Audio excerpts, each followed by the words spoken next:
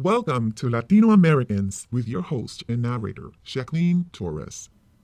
Everything you need to know about Latino history by the author Himilce Novas. She is an expert in Latino history, culture, literature, and human rights. We will start today with who was the first elected Puerto Rican governor and what did he do that was so important?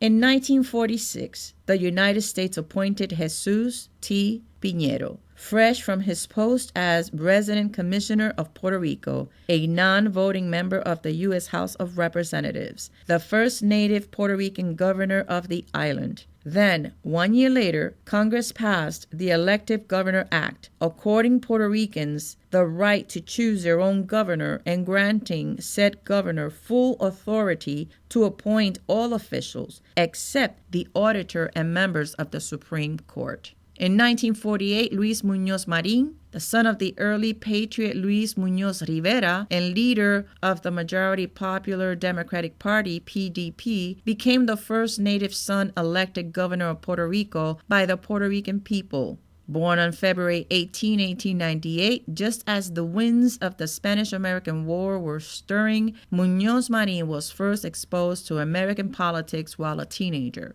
His father's tenure as resident commissioner of Puerto Rico in the U.S. House of Representatives from 1911 to 1916 took the family to Washington, D.C. There, Muñoz Marín attended Georgetown Preparatory School and then, in 1915, entered Georgetown University's law school. With the death of his father in 1916, he returned to Puerto Rico, interrupting his studies. Muñoz Marín later returned to the United States, settling in New York City, where he began a life as a writer, penning articles about the American domination of Puerto Rico for the New Republic, The Nation, and the American Mercury. After returning to Puerto Rico in 1931, he worked on La Democracia, the newspaper his father had founded, joined the Liberal Party, and was elected to the Puerto Rican Senate in 1932. The same year, Franklin Delano Roosevelt assumed the U.S. presidency. Among Muñoz Marín's scores of friends and supporters was Eleanor Roosevelt. After surveying the rural areas of Puerto Rico in 1933, the First Lady voiced grave concern over the poor state of Puerto Rican farming and the island economy and lobbied for change. At her bidding, President Roosevelt denounced the, quote, hopeless drive to remodel Puerto Ricans so that they should become similar in language, habits, and thoughts to continental Americans, closed quote. As senator, Muñoz Marín drafted with Carlos Chardón, then the Chancellor of the University of Puerto Rico, a long-term economic plan known as the Chardón Plan, which became the scaffolding for the Puerto Rican Reconstruction Administration launched in 1935. In 1938, Muñoz Marín organized the PDP, and in 1940, he was re-elected to the Senate, serving in that body until 1948, when he was democratically elected governor of Puerto Rico. After World War II ended, and with Harry S. Truman in the White House, Muñoz Marín would see to it that Washington supported him in his efforts to revitalize the Puerto Rican economy. He adopted a program based on economic reform and expansion that before long would bring industry to the island and raise the per capita income. Gradually, a new era was dawning for Puerto Rico. How did Puerto Rico become a commonwealth? And what's a commonwealth anyway?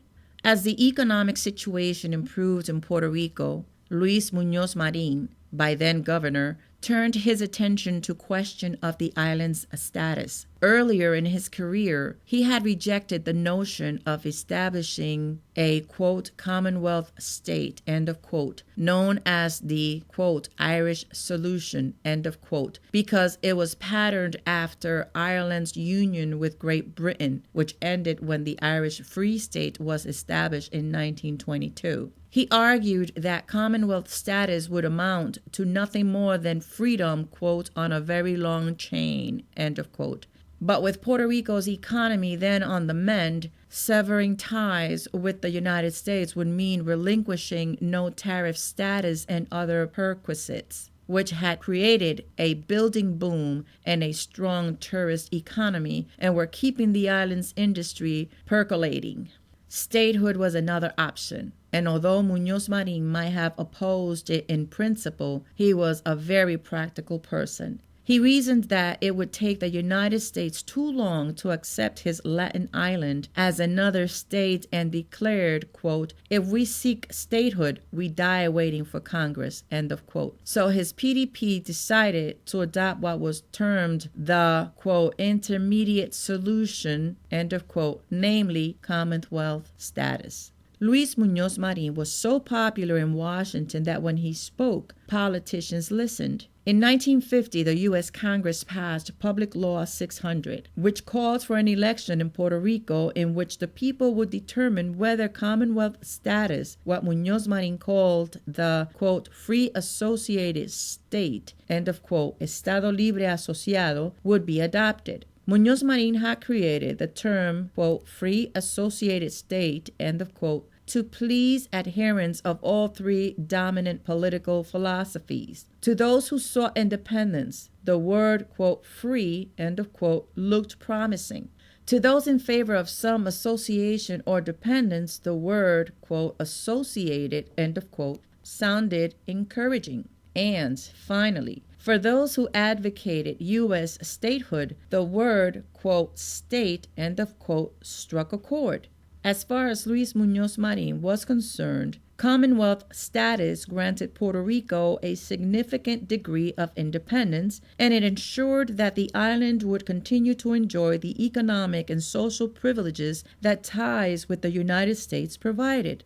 Legally, the arrangement was riddled with holes, since it was a unilateral agreement that Congress could abrogate any time it pleased. The people of Puerto Rico followed their governor's lead and voted for Commonwealth status, which was proclaimed on July 25, 1952. The same day that Puerto Rico's own constitution was enacted. It was exactly 54 years to the day that the United States seized control of Guánica, Puerto Rico. With the passage of the Puerto Rican Federal Relations Act of 1950, the island had been granted the right to draft and enact its own constitution, whose provisions could not overstep the limitations placed on a U.S. territory. The Constitution had been ratified on March 3, 1952, and approved by the U.S. Congress on July 3, 1952. Luis Muñoz Marín was elected governor of Puerto Rico 3 more times and would probably have served more terms as governor had he not elected to run successfully for the Puerto Rican Senate in 1964. He passed away in 1980. Thank you for listening to Latino Americans with your host and narrator, Jacqueline Torres.